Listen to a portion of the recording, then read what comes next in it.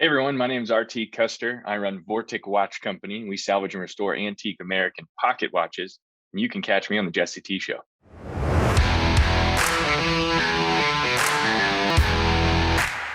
RT Custer, welcome to the Jesse T Show, brother. Thank you so much, Jesse. Yeah, brother, it's a pleasure to have you here, man. We had such a great first conversation and all the things that you've experienced and some insurmountable odds that you were able to overcome and be able to show up for people in your company and in the world. And so share with us some insights as to who you are and what you do.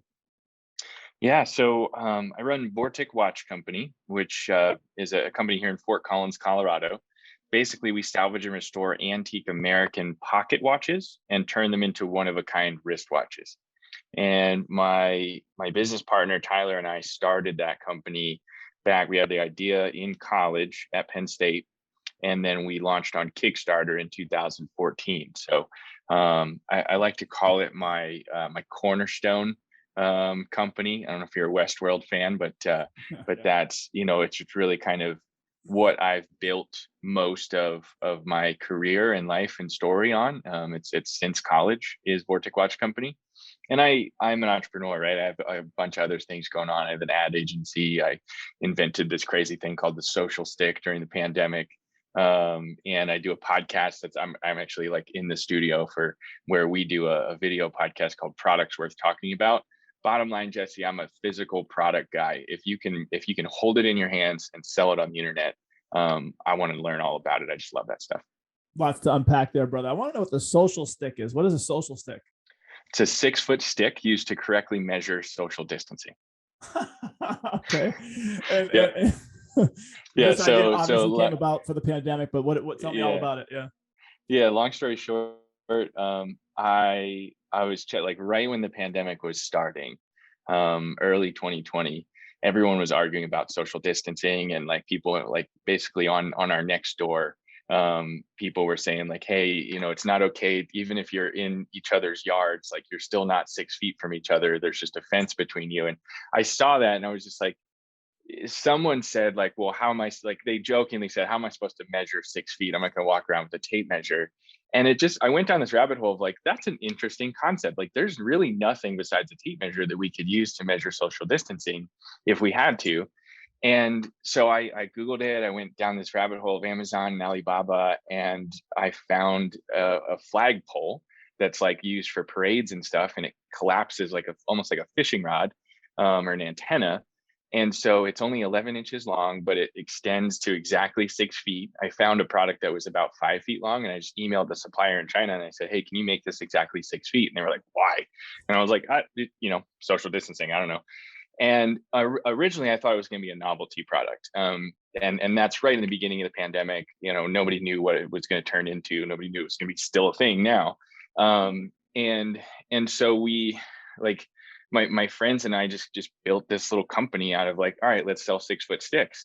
And it turned into this awesome like case study and learning experience where we had to figure out everything from sourcing from China. It's the first time I've done that myself, to creating Facebook ads for a project that was fairly sensitive, because you don't want to offend anyone. But it ended up being really cool because we sold thousands of these things to teachers, people, restaurateurs. They had to lay out their restaurants and all the tables had to be 6 feet from each other. Industrial like warehouse businesses where they had to put the stickers on the floor between workstations. I mean, there was actually a literal use for it because it was lighter and cheaper than a tape measure, and it was exactly 6 feet. So it was just physically easier to use. And so, yeah, we've sold, I mean, we're probably nearing 10,000 units of the social stick at about 15 to 20 bucks a piece. And so, yeah, like it was my pandemic product idea, I guess. Do you have one near you? Yeah, actually, pause for 1 second. I can you probably still hear me. We have loud and clear. Yeah, we have a couple thousand of them left. Hopefully it's just a novelty at this point, but this is what it looks like. Socialstickusa.com. We sold most of them on Amazon. I had to put this first time I've had to get product liability insurance for something because I mean, it kind of looks like a baton. It's aluminum. It's not gonna hurt anyone, but but we have this warning sticker on it. It says it's not for kids. It's only for measurement purposes, right? But it's like an antenna. So, I'm about 6 feet from the wall. There you go. And it's exactly 6 feet long, and it weighs 3.5 ounces. And so we actually sold a bunch to nursing homes too, Yeah. because they wanted to make sure that, it was, everything was 6 feet from each other, and it was actually fairly easy to use and light. So yeah, it was fascinating, a great learning experience. We did all kinds of different things to market it. We shipped one to every governor of every state to say like, hey, do you want to buy these for your state or for your state buildings and stuff? And we actually have, I think, what do we have, like 4 or 5 letters from governors saying thank you. So we framed all those. I mean, it was just this crazy idea, and a lot of people made fun of me first for it. I wouldn't say it paid for itself, from a profitability standpoint. I mean, we did make profit on the product, but it definitely paid for itself in terms of just the learning experience. Yeah. And I like to say it's like another chapter in the book. It's a great experience. So, it's something that you felt called to do, and for whatever reason, whether it was kind of like in play, or if it was serious, but either way you made it happen. So have you ever seen anyone send you like video, or have you seen anyone actually using these locally, have you ever seen just someone using it in real time? We early in the pandemic, when people were like getting in full suits to go to the grocery store, we saw people using it. There was like, there was people that sent us videos of using it, and we posted a few on our Instagram. But I've been trying to turn it into a novelty and like make it like the pet rock of 2020, because Yeah. people are still talking about masks and other things, but nobody's really talking about social distancing anymore. So it's kind of a hopefully a thing of the past in some ways. And so I feel like this product can just fade off into the sunset, and hopefully we never need it again. And I can just make it a novelty, and it's just a thing that doesn't exist anymore. It's a cool experience to have, But though. Yeah. yeah, unfortunately, every time I try to make it a novelty, things don't get better. So I also don't want to offend anyone. So we'll continue to use it for social distancing and measuring 6 feet. No, it's all good, brother. So talk to me about Vortic watches. Like, talk to me about the journey and some of the highs and lows you've experienced there, because I know we went into some really amazing conversation of some of the things that you witnessed and had to endure during that process of building out this mission oriented based company. Yeah, so Tyler and I had the idea on the golf course at Penn State in 2011. And we had a bunch of different ideas around watches at that time, some really exciting stuff.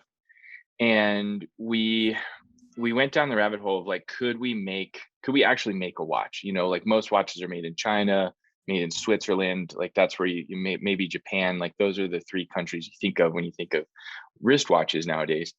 And we said, in basically 2011 to 2014 was the times we were in college. We were just talking about these different ideas. And we were like, okay, if we're going to make a watch, let's make it in America. Made in USA is super popular right now.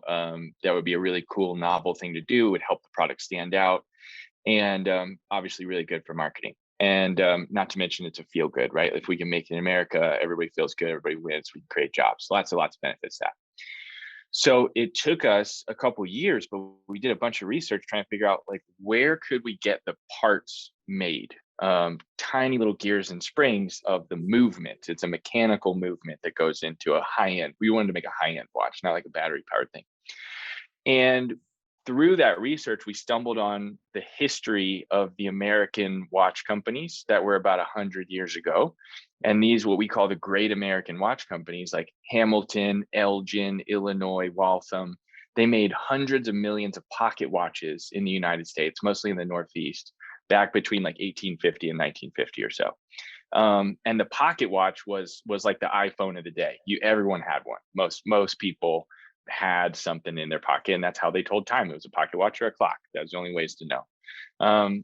But today, people scrap pocket watches for the gold or silver of the case, the outside, and the inside, the movement, all the gears and springs and the face of it and the hands. That's trash to someone who's just looking for the gold and silver. And we learned all this from different watchmakers and people in pawn shops where we went to try to buy old parts to learn more about it. And we realized if we took these old pocket watches from 100 years ago, turned them into wristwatches, and we made all the outside parts, which are a lot bigger and easier to make in America, we'd have 100% American made watch. And we put that idea on Kickstarter in 2014. We called it the American Artisan Series. And to this day, we've sold every watch we've ever made. Impressive. Yeah, that's quite the journey. And you make it sound, because it's such a quick, soundbite. It sounds easy, but I know that there was a lot of even just getting started. I mean, to do a Kickstarter and to launch a company. Talk a little bit more about that process, and especially were you in college at this point, or had you just graduated? So I graduated in mid 2014. Tyler did not finish college. He just wasn't having a good time, and it just wasn't right for him. And he was working a job and looking to do something else. And I had moved. I took a job with Walmart in logistics out of college. I studied industrial engineering and focused more on supply chain. And so Walmart was actually one of my dream jobs. And I ended up working in Loveland, Colorado for Walmart. And I loved Colorado, and Tyler came out to visit me and was like, man, this is so cool. Like, we basically said, like, maybe we should just start that watch company. I'll keep my corporate job. I got a house so we can live for free. And he started making watches in the basement. In late 2014, we started like 3D printing and gluing stuff together. And my corporate job salary paid for us to survive for the first couple of years. And that's it. I mean, we were trying to get to minimum viable product as soon as possible. We used Kickstarter because that was also really popular. Everybody knew, like, a lot of people knew what it was. Yeah. And the concept was great. It's different now. It's kind of overridden with a lot of different projects, especially watches. There's so many, but when we were on there was only 4 or 5 other watch projects. So it was a great start. And yes, 62 or so people from around the country around the world actually, that we've never met, paid us a pre-order on this watch that literally didn't exist. We just 3D printed some stuff and glued it together and figured it out. And so all of 2015 was figuring out how to actually make the product. And we didn't ship a watch until, I would say, almost Q4 of 2015. Okay. Which is pretty normal in Kickstarter, right? It's like, oh yeah, it's gonna be fine. We'll ship you the watch in like 3 months, and then like 12 months later, like, dude, where's my watch? It happens to everybody. It's just like, it's part of starting a business, and Yeah. part of being a kid, right? Like, we were children at that point. Like, we had no experience running a business. We had no experience making watches. I was an engineer. He was a math major. Like, we were just like, yeah, it's a watch. How hard can it be? Yeah. And I think that being naive, like, actually ended up being a good thing, because we didn't sweat the tough things. Yeah. We just figured it out. Now, as far as the Kickstarter, can you tell us how much money came in through the Kickstarter initiative? Yeah, we set our goal at 10,000.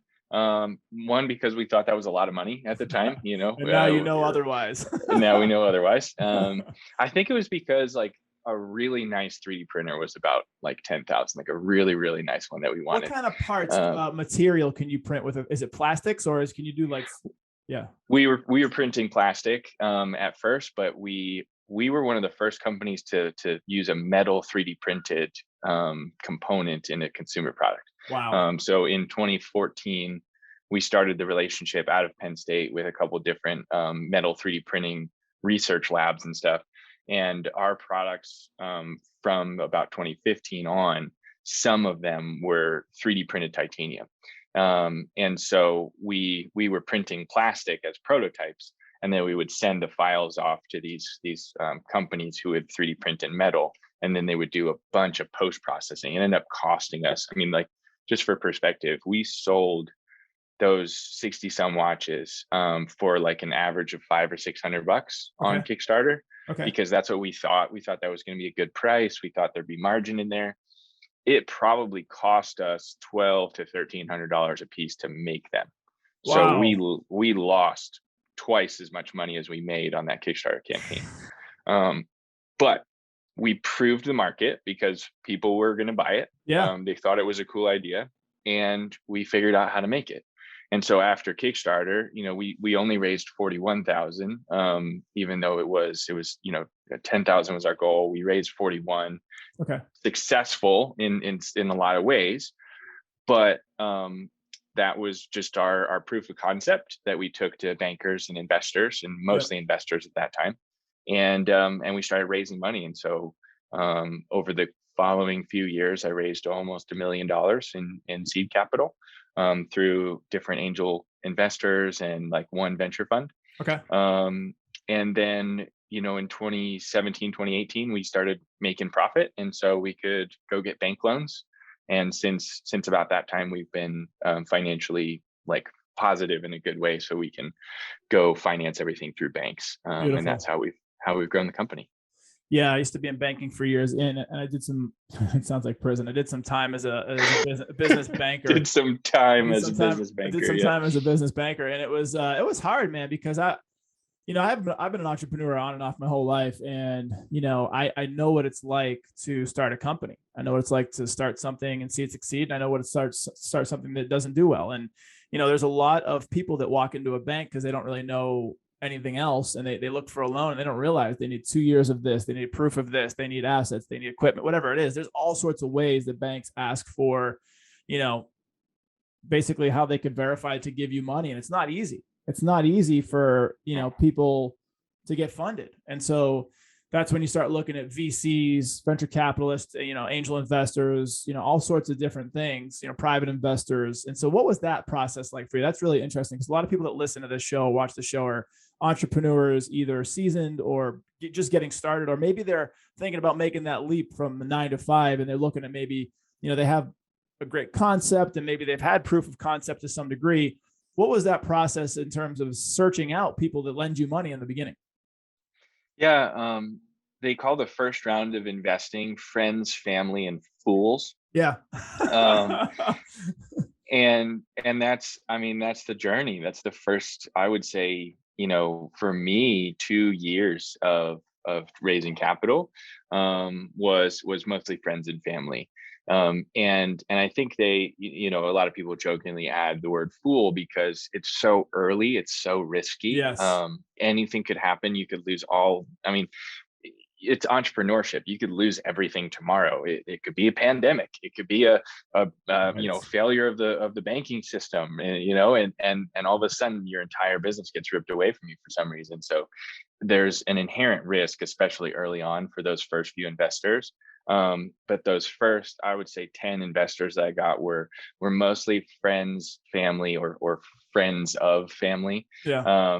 And they invested in either me or Tyler or both of us. They maybe thought watches were cool, or they thought our idea was interesting enough to talk about, but they were investing in me and Tyler, of like our drive, our enthusiasm, our we'll figure it out kind of attitude. Yeah. That's our first investors. And then once we started making money, like once we started being like, we had decent revenue and we were at least profitable in some ways, I think that's when more of your traditional angel investor started to come in and be interested, of like, okay, cool, there's something to this. They've proved the market. And then yeah, like I said, as soon as we had like positive EBITDA and good, like strong financials and some collateral, then we were able to get bank loans. But to talk to a bank about a loan if you're in your first 3 to 4 years of business, unless you're extremely profitable, is just a waste of time, in my opinion. I agree. Yep. So yeah, that's what it was. And it was a lot of selling. It was a lot of selling myself, selling products, obviously, like we were trying to sell watches, but trying to prove to someone that I am a good investment, and whether the watch thing works out or something else, that I'm going to use this money to go make money. And networking, right? Just finding, it's like, okay, how do we find someone that has enough liquid capital that they can write a $50,000 to $100,000 check and have it not hurt them. Yeah. And be fully aware that they might lose every cent of this now or 10 years from now. They might never get it back. And there's a lot of people like that, especially now. There's more people like that than ever.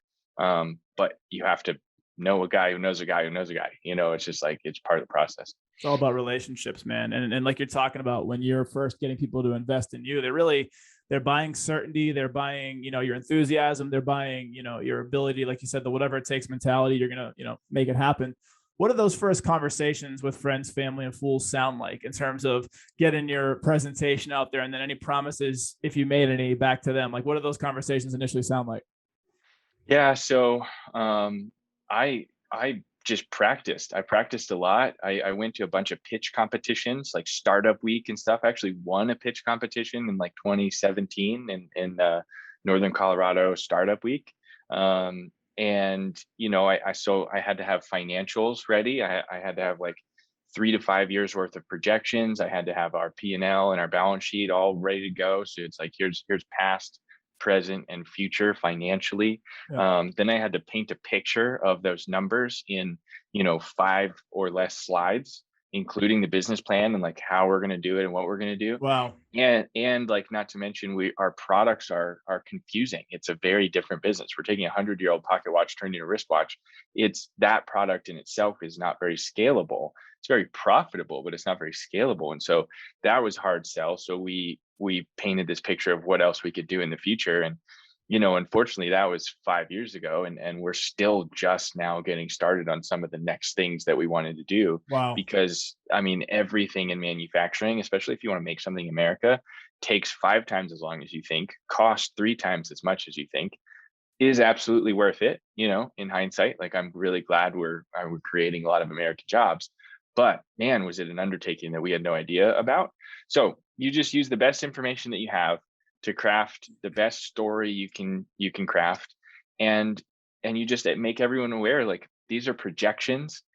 I am in most ways making all of this up, but Yeah. they're based on facts, and here's what I know, here's what we've proven from a minimum viable product standpoint.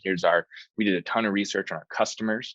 Our customer base is this person. We had our customer avatar in all of those presentations. Like, you have to sell it. You have to make people believe in you or your product, or ideally both, and then they invest. Yep. Or they don't. And most people don't. And so you also have to get used to hearing no, because That's right. I heard that a lot. I still hear that a lot.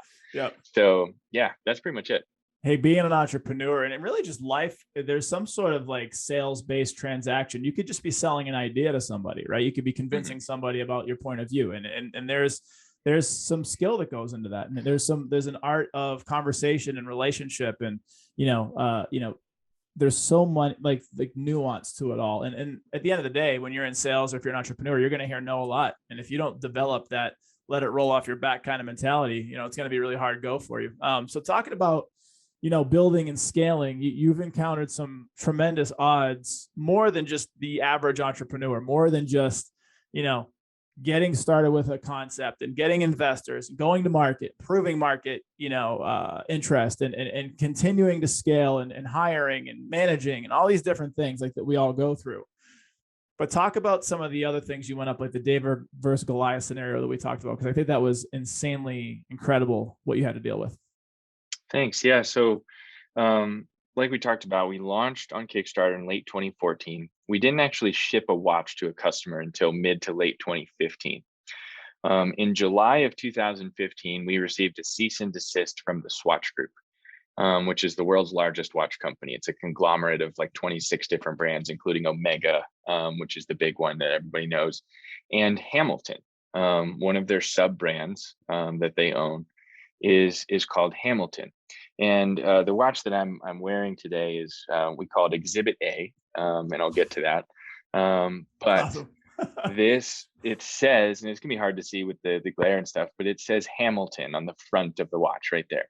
And that's because, and if I flip it over, you can see the back and all the gears and springs in there. And that's the pocket watch inside there. So everything inside this watch, everything between the 2 pieces of glass on front and back, was made in 1929 by the Hamilton Watch Company in Lancaster, Pennsylvania. The original Hamilton Watch Company, not the company that's owned by the Swatch Group today. Those, in legal terms, should maybe be the same thing, but the original Hamilton Watch Company made high-end pocket watches from the late 1800s until about 1969, when they went under.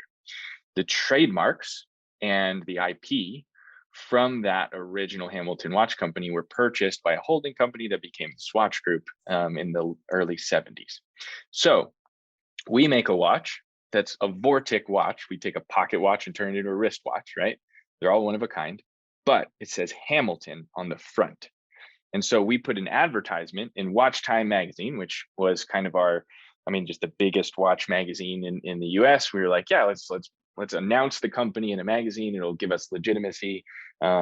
People do buy watches from magazines still in this high-end industry. So let's give it a shot. And we got a cease and desist. And they said, you can't use our name to sell your products. And initially we were like, okay, this $10 billion conglomerate is selling these couple of kids from Kickstarter. This doesn't make sense. There's got to be something wrong here, just a miscommunication. Let's reach out to them and let's explain what we do. And about 2 years into trying to explain what we do, we were hit with an official lawsuit. So July of 2017, we were officially sued by the world's largest watch company. And that continued until I saw them in court in February of 2020. And lots of things to unpack there, lots of ups and downs, and lots of times where we almost lost everything, lots of times where I all but gave up. Tyler and I were just, it's a lot. But the end of the story is we went to court in February of 2020. I handed Exhibit A, this watch, to the judge. I told her my whole story, our whole story, what we did, what we didn't do. We take pocket watches and turn them into wristwatches, and I really hope that's not illegal because it's our whole business model. And 6 months after that day in court, she sent us all an email and said, nope, it's not illegal. Everything's fine. You guys are good. You're protected under, all these different trademark rules and everything.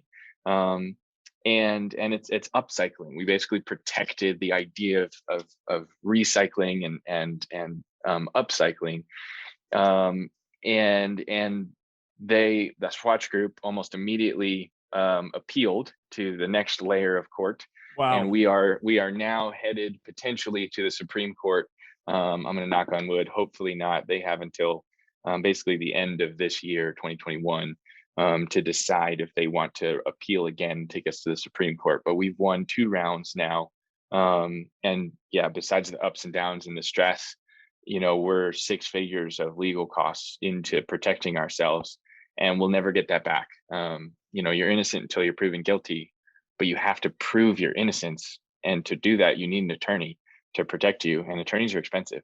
And we were 6 years into fighting this. So it hasn't just been running a watch company and all this other stuff that you were talking about. It's also been, unfortunately, I can tell you pretty much everything you need to know about trademark law. And I'm not an attorney. I'm just an engineer. Yeah. But here we are. Damn, brother. Let's unpack some of that experience in terms of the highs and lows, like maybe some of the lower points, and how you're able to, keep moving forward, because entrepreneurship is hard enough. Just starting a company, making it grow, helping people, selling things, marketing things, building things, whatever it is that you're into. But at the end of the day, that's one thing, and that's plenty. Never mind impending doom from Goliath, where you feel like they've got all the assets, they've got all the lawyers, they've got all the resources, and we're just this like upstart, just brand new Kickstarter company. What was the mentality along the way, and what were some of the dark spots, and how did you work through those? Sure. I think the first dark spot was the toll that it took on the relationship between me and my business partner, Tyler. We early on, I don't know that we ever really had the conversation, but it was decided, maybe just out of necessity, that I would take the brunt of the lawsuit and I would figure out how to protect us, find the attorneys, and just keep focusing on that while he kept the lights on for us back at home. And he kept, hiring and training watchmakers, building watches, and it just, hey, you make the watches, they're selling themselves. Thankfully, I didn't have to do a whole lot of work to sell them. Basic marketing did that for us. But somebody had to make them. So he and the team kept making watches the whole time. And I had all the conversations with the attorneys, to the point where those first couple of years, it was basically just me on all the paperwork. And so when they sued us, they didn't just sue Vortic Watch Company, they sued Robert Thomas Custer first. My full name was the first name before my company's name on this lawsuit, because I was the face of it. I was the face of the conversation to them, and so they sued me personally too. Wow. And so that was a roller coaster, just like working through that as a partnership, as business partners, and trying to figure that Quick out. question: Were you insulated to some degree? Like, do you have an LLC or anything set up at that point? Yeah, you know, somewhat insulated, but the reason they do that is one, to scare you. Of course. You know, huge company, like you know, I was a kid, you know, I didn't know I have no idea, I don't know anything about law, so I see my name on an official court document, it's like, oh shit, yeah, like what does that mean? And the other thing it means is, if your LLC doesn't fully protect you, you can file bankruptcy as the company, but most likely you are personally highly tied to the assets of your company. And I was fully leveraged, still am. And so I would have had to personally file bankruptcy too to make it go away. And if there was any criminal charges, like hardcore counterfeiting or something, I don't even know what would classify as that, but if I did anything very wrong, like ethically wrong, then I could face jail time. Wow. And obviously that's super stretch, was never going to happen, but that's the mindset they want to put you in. It's like, if you lose, fear, you lose everything, right? Yeah. So so it was scary. And so I would say that was the first dark area. Ended up becoming one of the most challenging, in such a good way, things for me and Tyler, because we survived, we figured it out. We had a lot of hard conversations about, should we give up, should we not, what should we do, what do we tell people, you know, can we afford, like, it's payroll or the legal bill. Did you ever want to give up at the same time, or no? Did it not, like, that's like that, like most relationships, like they a lot of times will survive because people don't hit the finish line at the same point. There's one still willing to fight, or one still willing to, like, kind of move forward. Did you ever want to quit at the same time?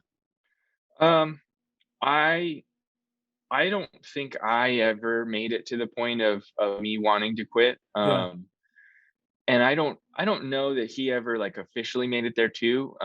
He was all like, because I took the brunt of it, I just had so much information, so much context about what would happen if we won or we didn't. And so he really had to look to me to give my advice on what we should and shouldn't do. But he was also voice of reason in some ways, saying like, hey man, like, this isn't fun right now. Like, we're making watches, but we're not making money. We can't hire, we can't get a loan, because the other thing is, if you have a federal lawsuit on your back, it is almost impossible to get investors and loans. It made my raising money process 5 times more difficult. Even though we were telling everyone, like, this is a BS lawsuit, like, this is crazy.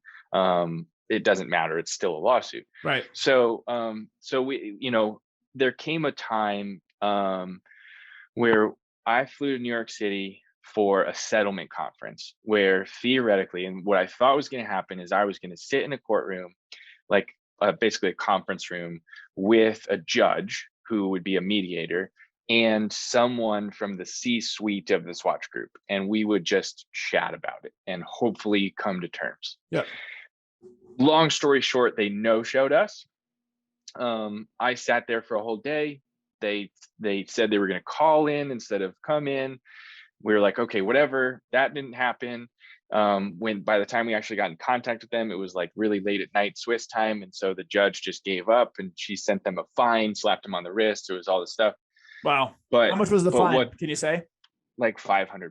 Nothing to them. Yeah. They basically paid for my flight there, you know, to like, sorry we wasted your time, kid. You know, that's did the money go to you? Basically what it felt. No, I don't know where the money went. No. Damn. I would have framed that check. But what happened was, my attorneys that were sitting there with us, they came and they were like, one, they were like, after everything we learned today, you can't afford to keep fighting. Like, you just financially, this isn't a good idea. 2, there's scorched earth policy over here. They're not settling with you. They're going to keep suing you, and they're going to sue you under the ground. Like, they don't care about you, clearly. Like, they don't even respect the legal process in America. Why would they care about you personally? And so my attorneys at that time, and I think this was 2018 or so, um, gave up and told me to give up. Wow. And so I took that information back to Tyler. We had some really hard conversations, sent an email to our investors, and that's where I think one of the biggest, that's another dark time, but where one of the biggest learning opportunities for me came from, which is at that point, I started asking for help. Until then, like the first 4 years of this shit, I was trying to insulate everyone around me. My girlfriend, my family, my mom and dad. I didn't even tell my family like the details of what was happening, because I don't know if I was ashamed that we were being sued, or I was embarrassed that I was losing, or I was embarrassed that I was running out of money, and I don't know. There's a lot to unpack there emotionally, and I'm still working on it. Probably will. I wish I could send them my therapy bills, but what really came out of that was, at that moment, I started asking for help. I started telling everyone everything. And when I think I opened my mind to, like, you know what, I'm going to get some help here. Tyler and I had a very hard but very good conversation where he basically said, I like, I don't know enough to tell you what to do, but I know enough to say, like, this sucks, man. And like, should we even do this? And so I started doing some Googling, and I sat in the parking lot of our watch company, and I Googled best Colorado bankruptcy attorney, just to find out, just to see what, and that's basically what Tyler and I had decided. And we talked with a couple investors. And it's just like, all right, if we file bankruptcy, does this thing go away? Just answer some questions. How bad would it be? Could we reorganize? Could we figure this out? I started researching and asking for help. And the first person I talked to was Rob Lance. And just so happened, he's out of Denver. I called their office just from a Google search, and I got in touch with his assistant, and his assistant was like, this never happens. He's the busiest man I've ever met, but he's got 30 minutes. He's like lunch break right now between meetings. Do you want the 30 minutes? And I was like, yeah, absolutely. And she's like, his first hour is free. We're not going to bill you for it. We're just going to learn about you. Anyway, probably an hour and a half to 2 hours into that 30 minutes, he canceled his whole schedule for me. He Wow. says, RT, because it took me a while to catch him up, and we're talking years of legal stuff. He says, RT, I have good news and bad news. Bad news is, I'm not the type of bankruptcy attorney you're looking for. I actually am a bulldog attorney that goes after big corporations for falsely filing bankruptcy when they don't really need to. Good news is, my business partner is a trademark expert, and I have a special place in my heart for people like you that are getting screwed by these big companies. Wow. So we're gonna go after them. And that's one of the few times in my life that I've cried. Tears of joy, I think, in that way, because someone believed in me, and believed in us. And based on the context I gave him, he said, you've done nothing wrong. You're just being bullied. This is corporate, like classic corporation versus little guy. And we're going to show them what you're made of. And they didn't send us a bill for like a year. Wow. And we owe them the money, we're going to make payments on that shit forever. Yeah. But they came in and saved us. And I, he's one of the people that saved me. Wow. Because I was thinking about it. I was thinking about giving up. And he walked into court with me that day, and God, it was that day, February 2020, when we actually got to sit down in court, was one of the best days of my life. It was so validating to see in the judge's eyes. When anyone from their side was speaking, she was annoyed and frustrated. And when I was speaking, or when my attorney was speaking, she was interested and leaning in, learning more. We knew we won from the first 10 minutes. Yeah.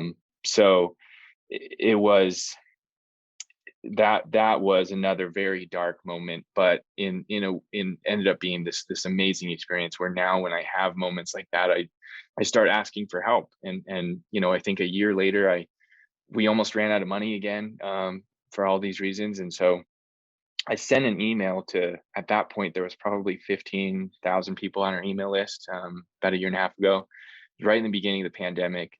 I lost my mom. We went to the we went to this lawsuit, like basically I went to defend us in court in February of 2020. I took a train from New York to Lancaster, PA, said goodbye to my mom. We lost her to cancer in March. And when I got off the plane in Denver, coming back from that trip, I got COVID.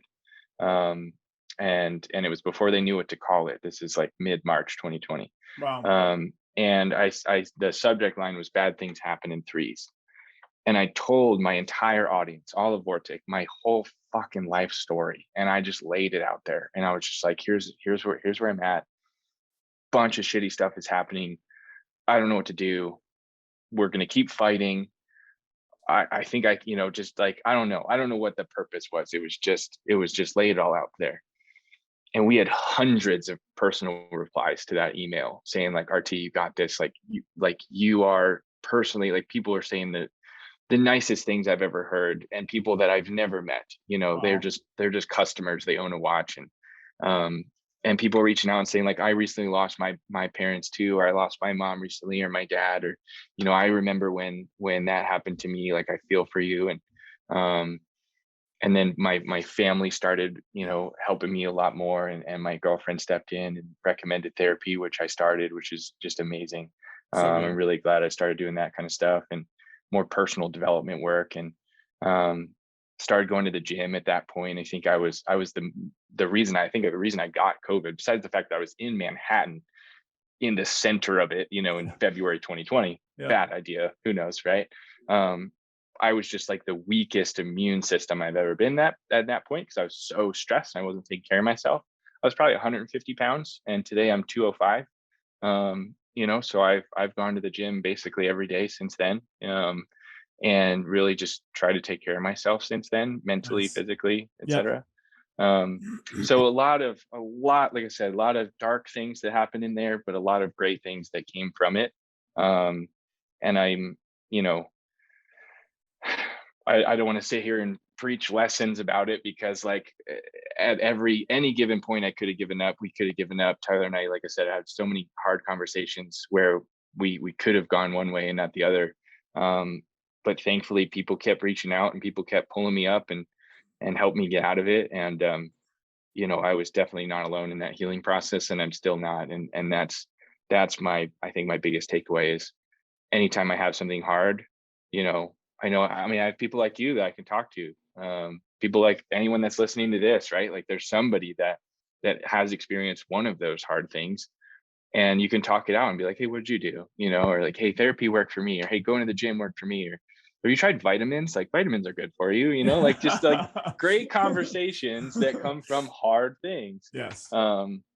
And yeah, it was a journey, and I'm very glad most of that legal stuff is over, because now we can just make watches. Hell yeah, brother. You can get back to the fun of it.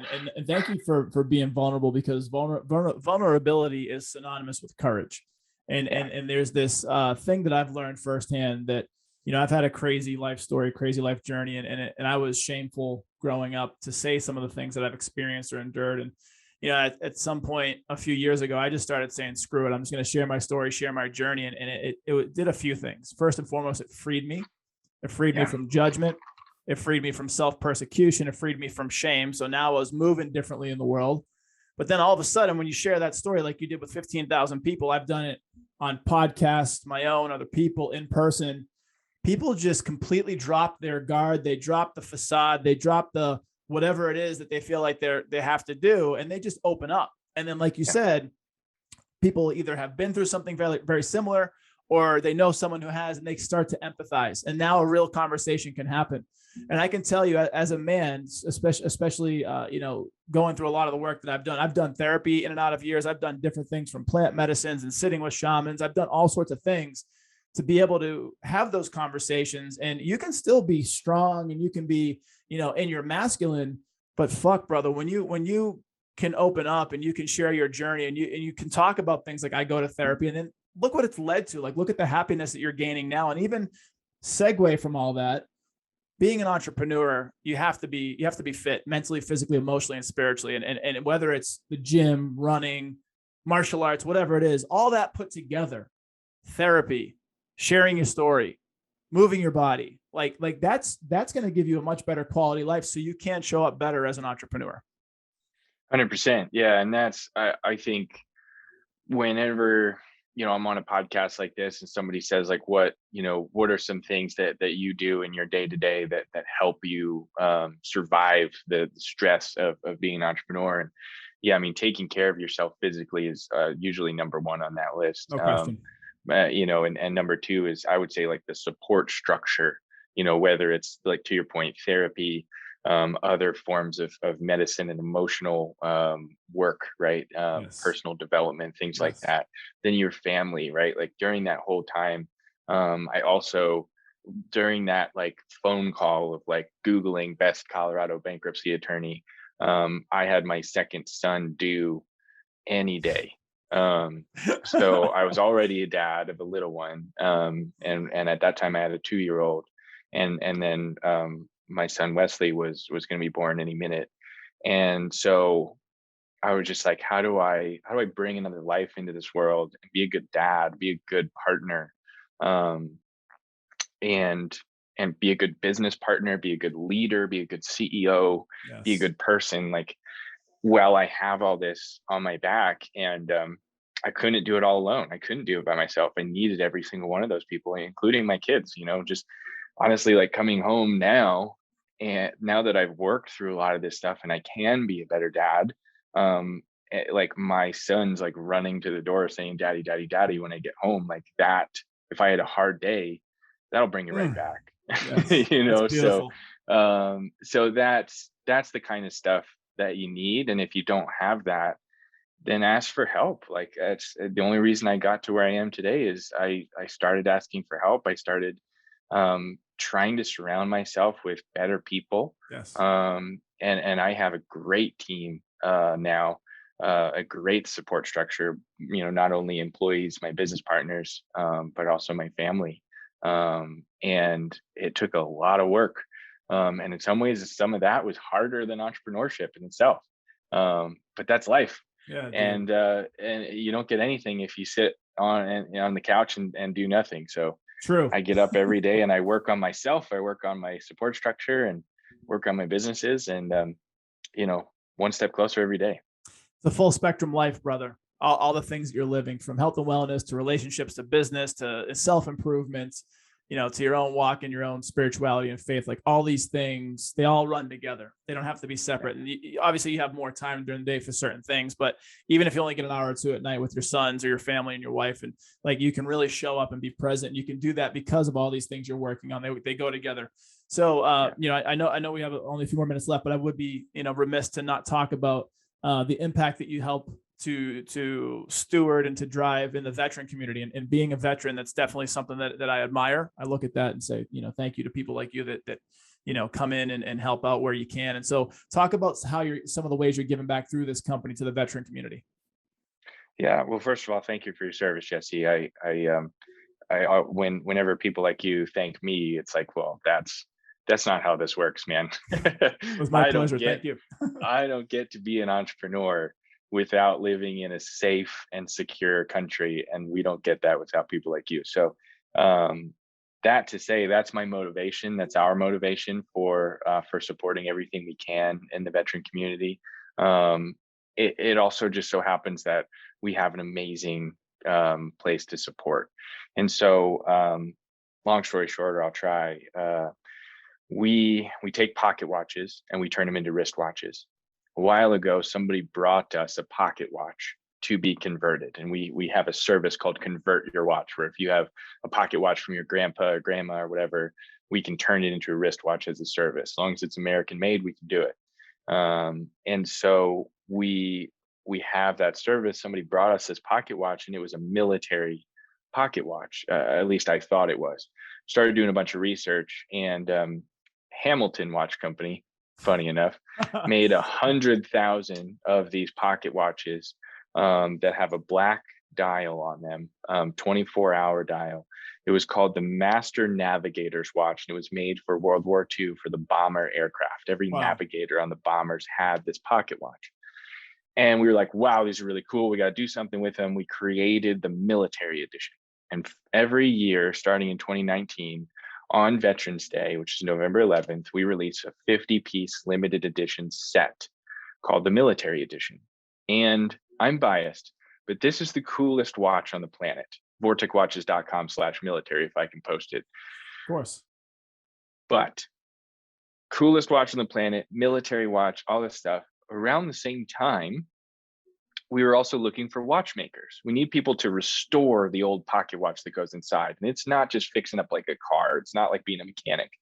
Being a watchmaker is one of the most valuable skills in America at this point. There is, like, in the skilled trades, there are dozens of watchmakers, and there could be jobs for hundreds or thousands. Wow. Because everybody's got like a high end, tons of people have a high end Rolex and they need it fixed, every 3 to 5 years, or if they drop it or something like that.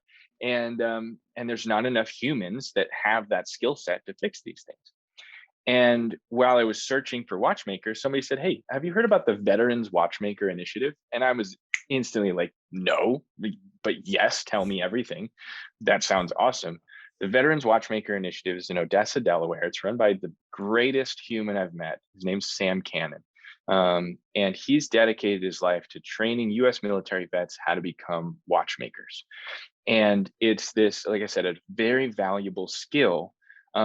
But it's something that almost anyone can do, and he focuses on a lot of vets that have some sort of disability, and watchmaking is a really cool skill to learn, because I mean, you obviously you need your hands to be precise, and you need a decent eyesight, but you're sitting down in a chair all day, so any kind of walking, disabilities are obviously very welcome. So for some of these people, it's the only job they can maybe have. Wow. And he created this school to teach US military vets how to become watchmakers. It's called the Veterans Watchmaker Initiative, and $500 from the sale of each one of those military watches goes directly to the school. And we've done that since 2019. This year, I think we'll clear $100,000 that we've donated in total. Wow. With other people matching we have corporations and other customers that match their donations, or just, donate extra from our site to theirs. To the point where they actually, last year, they named a school, like one of the buildings on the school, they named it after me and Vortic Watch Company. Super cool. And it's one of the things I'm definitely most proud of. And it's such an easy way to give back, because it's also like, it's good for us too. Like, we need the watchmakers. And last year, I mean, just a few months ago, we completed a loop and we hired Gordon, who's a student at the school, and now he works here for Vortic in Fort Collins, Colorado. And he's going to help assemble this year's military watches. How cool is that? Which is just, it's so awesome. And I want to keep doing that, and I want to keep supporting. But yeah, it's called the Veterans Watchmaker Initiative. Awesome school. All goes to the vets, teaching them a new skill that they can use and make money. I mean, a watchmaker makes more than an engineer. So if you need something else to do, that's such a great thing. So anyway, that's what we do, brother. there. Well, I mean, you've packed a lot into just under an hour, dude. And just your life's journey, your life story. I'm grateful to get to know you. I'm thankful for who you are as a human, because it seems like you're making a mark for yourself, for your family, for those that are in your inner circle, and then for the people that are coming through your company, whether it's employees, partners, investors, clients. You're definitely touching a lot of lives, man. So just keep doing you, and keep spreading the goodness. And I'm looking forward to seeing where your journey leads, brother. Thank you, sir. Appreciate you having me, and I'll keep on keeping on. You got it, brother. We'll keep connected, and I'll chat with you soon. Thank you.